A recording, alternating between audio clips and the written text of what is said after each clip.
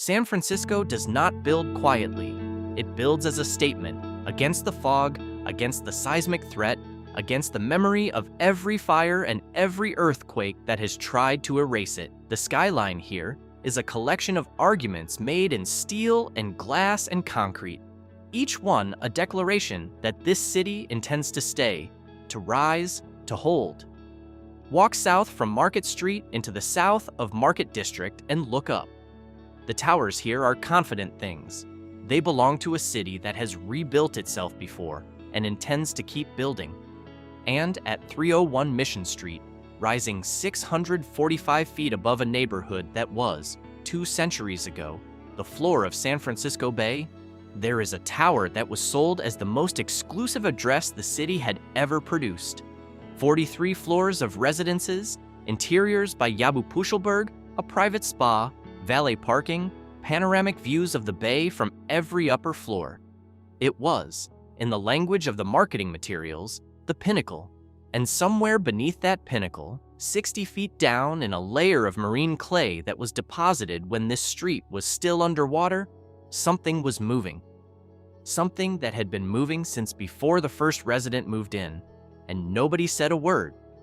This is the story of Millennium Tower, a 58-story residential skyscraper that has sunk 18 inches into the ground, leans roughly 28 inches off plumb at its top corner, received a 9-year, $100 million engineering rescue that was declared complete in August 2025, corrected the lean by approximately 2 inches total, and has since revealed that the middle of its own foundation has begun to move in a direction nobody predicted. This is not a story about a building that is falling. It is something worse than that.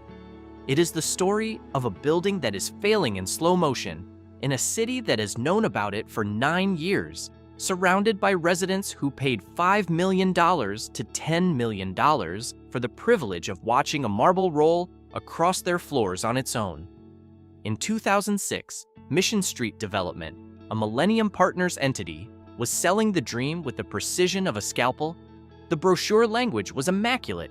Billionaires lived here. Hedge fund principals, tech executives, Joe Montana lived here. Penthouses were priced above $10 million. The tower was marketed as a generational address, something you did not just buy, but arrived at. The most expensive residential project San Francisco had ever attempted. The promise was permanence. The promise was solidity. The promise was that the ground beneath this building would hold. It was a promise made by people who had read a geotechnical report and chosen not to read it carefully enough.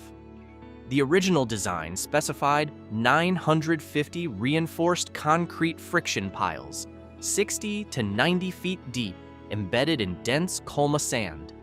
The project's geotechnical models projected total lifetime settlement of approximately 6 inches. The building sold out. Penthouses sold for more than $10 million. By the time residents began noticing that their doors no longer closed properly, the tower had already sunk 16 inches. The gap between the geotechnical prediction and the physical reality was not 10%. It was not 50%. The building sank more than 2.5 times what the model said it would in 7 years. And by the time a 42nd floor homeowner named Jerry Dodson walked into the lobby on August 2nd, 2016, with a marble in his pocket, and met an NBC Bay Area investigative reporter named Jackson Vanderbeeken, the building had been sinking faster than any public document acknowledged for nearly a decade. This is not the story of bad luck. This is the story of a foundation decision made on reclaimed land, in a city built on a bay where every other super tall within 2 blocks drove its piles to bedrock. And the question that has never been fully answered in any courtroom is not whether the decision was wrong. It is whether the people who made it knew. To understand what happened beneath Millennium Tower, you have to understand what is underneath San Francisco itself. The south of Market District sits on land that was part of San Francisco Bay before the city filled it in during the 19th century. Drill down through the foundation at 301 Mission Street and you pass, in order, artificial fill, soft compressible marine clay called Young Bay mud, dense Colma sand from the last ice age, a deeper layer called Old Bay clay that is still consolidating under pressure, And finally, approximately 200 feet below street level, the hard bedrock of the Franciscan complex. Almost every super tall in San Francisco is anchored into that bedrock. Salesforce Tower, less than 2 blocks away, drives its piles the full 200 feet. Think of it like a nail hammered all the way through a board until it hits the wall behind it. The nail does not move. Now, imagine a different kind of nail. One that stops halfway through the board and holds its position by friction alone, by the pressure of the wood squeezing against its sides. That is a friction pile. In the right conditions, with the right soil, with the right weight bearing down, friction piles work. The design team's models said they would work here. What the models did not fully account for was the weight. Millennium Tower was built primarily of reinforced concrete rather than the lighter steel framing used by most San Francisco high-rises. When it topped out, it weighed enough that the load on the friction piles, pressing into still consolidating marine clay, began compressing the ground faster than any pre-construction model had predicted.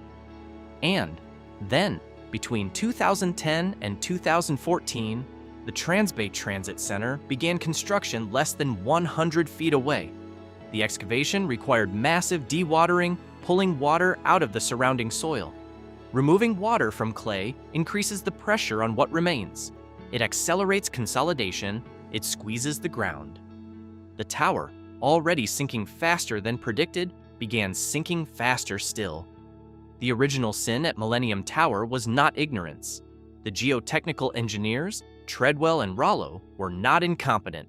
Friction pile foundations on Colma sand were not considered reckless in 2005 under the assumptions that governed the design. The original sin was a number that was wrong, and a decision made on the basis of that number. In a city where the ground has been moving since before anyone was keeping records, the specific choice that made everything that followed inevitable was the pile depth. 60 to 90 feet into Colma sand instead of 200 feet to bedrock. The cost difference between those two decisions, on a project that would generate hundreds of millions in sales, was a rounding error. The structural difference was the difference between a building anchored to something permanent and a building resting on something that was, by geological definition, still in the process of becoming solid. The people in that room were looking at a spreadsheet. The spreadsheet said the ground would hold. The ground had other plans. On August 2nd, 2016, NBC Bay Area broadcast footage of Jerry Dodson's marble rolling across the lobby floor of 301 Mission Street. The San Francisco Department of Building Inspection confirmed the numbers within days. The building had sunk 16 inches, and it was tilting 6 inches at the top. The Homeowners Association, which had been receiving partial information for years, sued Mission Street Development. Mission Street sued the Transbay Joint Powers Authority, blaming the dewatering excavation next door. Mission Street also sued its own engineers, the geotechnical firm Treadwell and Rollo, by then part of Langen, and the structural engineer, DeSimone Consulting Engineers. The engineers denied responsibility. Independent structural engineer Pat Buskovich publicly questioned the original foundation choice. Geotechnical engineer Patrick Shires joined a peer review panel that confirmed the building was still moving. The developer spokesperson told reporters the building was safe. By March 2017, the Homeowners Association was seeking $200 million to cover repairs and damages. The legal structure of Millennium Tower now resembled the building itself, something heavy, tilting, and impossible to stop with words. By 2019, the engineers had a plan. The man who designed it was Ron Hamburger, a senior principal at Simpson Gumpertz and Hager, one of the most respected forensic structural engineers in the United States. After September 11, 2001, he led the structural investigation of the World Trade Center collapse. His original 2019 plan called for 52 piles drilled to bedrock around the full perimeter of the building. Work began in November 2020. Within months, the monitoring data showed the tower was sinking faster during the rescue than it had been before the rescue began. The drilling, the vibrations, the redistribution of stress around the existing friction pile system were destabilizing the very foundation it was trying to save. The project paused. The redesign that emerged reduced the scope from 52 piles around the entire perimeter to 18 piles, targeting only the north and west faces, the two sides toward which the tower was tilting. Those piles were driven 275 feet down to bedrock. Hamburger publicly forecast that the engaged piles would correct the tilt by approximately 4 inches in the first 6 months of operation. Pile installation finished in May 2023. Load transfer and monitoring continued for 2 more years. As of June 2025, the total lean correction achieved was approximately 2 inches, half of what the designer of the fix had predicted, a fraction of the 28 inches that remain. And then, late in 2025, the monitoring data revealed something that the rescue engineers had not anticipated. The center of the mat foundation, the portion sitting between the original friction piles and no longer bearing the same load distribution as the perimeter, had begun to move differently from the edges. The edges were being held by the new bedrock piles. The middle was not. The leading hypothesis is that strengthening only 2 sides of the building changed the load paths in a way that allows the unsupported central portion of the mat to keep consolidating into the old bay clay beneath it. In plain language, the edges are anchored, the middle is dishing. The building is no longer simply sinking and tilting. It may now be bending. Jerry Dodson's marble still rolls. Residents still report doors that will not close because the frames are no longer square. Cracks that were patched have reopened in drywall around door frames and corners. A window on the 36th floor cracked in September 2018. Glass rated to withstand hurricane-force winds. Cracked not by weather, but, residents feared, by the slow deformation of the frame holding it. On certain floors, residents can hear the building creak during temperature swings.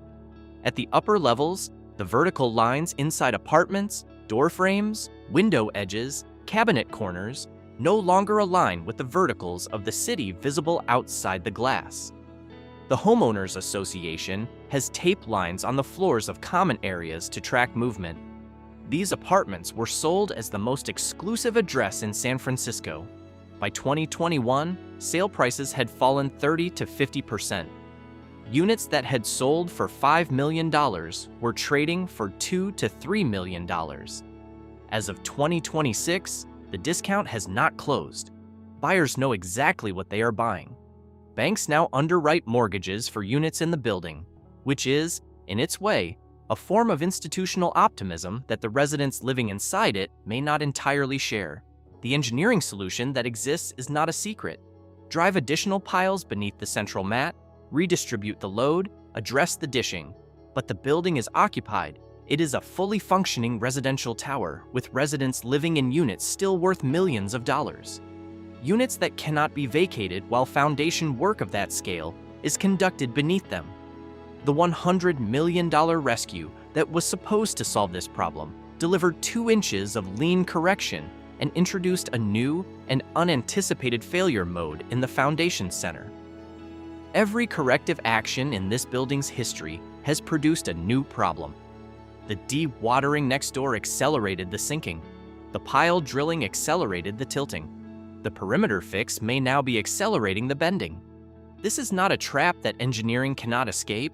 It is a trap that engineering keeps tightening every time it tries. The people who paid $5 to $10 million for panoramic bay views are not receiving refunds. The developer has been through litigation, settlement, and countersuit. The engineers have been through redesign, moratorium, and restart. The city has been watching, documenting, and issuing statements of safety for 9 years.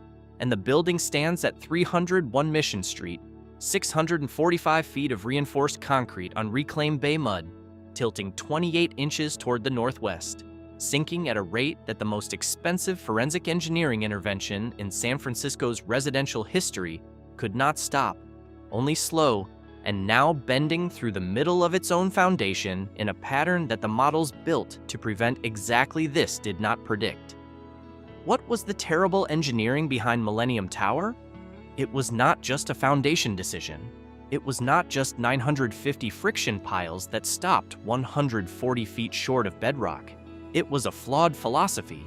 The belief that a computer model of the ground is the same thing as the ground, that a projection of 6 inches of lifetime settlement on land reclaimed from a bay is a promise rather than a guess, that the cost difference between 90 feet and 200 feet is a line item rather than a commitment. It was the arrogance of building the heaviest residential tower in the city on the softest ground in the city and trusting a spreadsheet to hold it in place. The building stands today exactly as it has stood since the marble rolled, not as a ruin, not as a collapse, but as something more unsettling than either. It is a luxury tower in a city that prizes innovation above almost everything, slowly proving that some problems cannot be disrupted, cannot be pivoted around, cannot be fixed with a new round of funding and a revised set of drawings. Millennium Tower is 645 feet of reclaimed bay mud turned vertical, a city that built on water, learning 1 inch at a time what water never forgets.